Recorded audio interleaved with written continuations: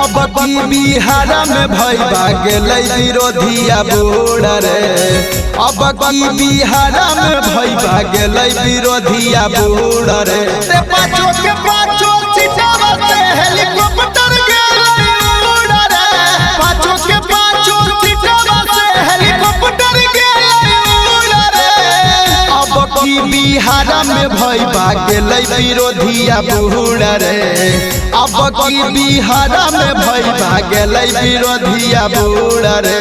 पाँचों के पाँचों सीटावा से हेलीकॉप्टर गेलै उड़ रे। पाँचों के पाँचों सीटावा से हेलीकॉप्टर गेलै उड़ रे।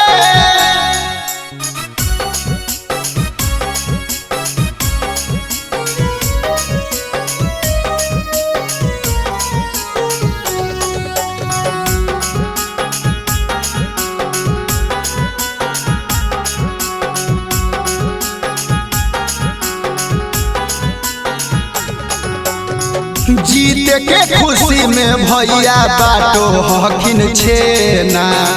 सभे विरोधिया के छूटो है पसेना। जीते के खुशी में भैया बाटो हकिन छेना। सभे विरोधिया के छूटो है पसेना।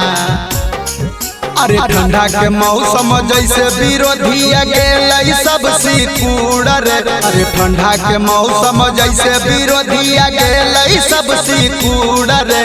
पाँचों के पाँचों सीटावा से हेलीकॉप्टर गेलै उड़ रे।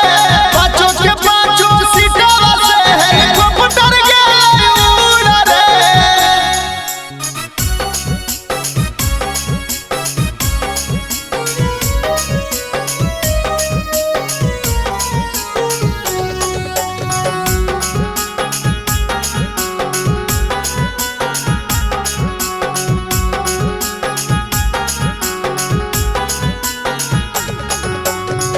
अब की बिहार में आई गेलै बाहर रे। फिर से बनतै बीजेपी के सरकार रे। अब की बिहार में आई गेलै बाहर रे। फिर से बनलै बीजेपी के सरकार रे। सभे विरोधिया के घूमल रे भैया छूट गेलै दूर रे। सभे विरोधिया के घूमल रे भैया छूट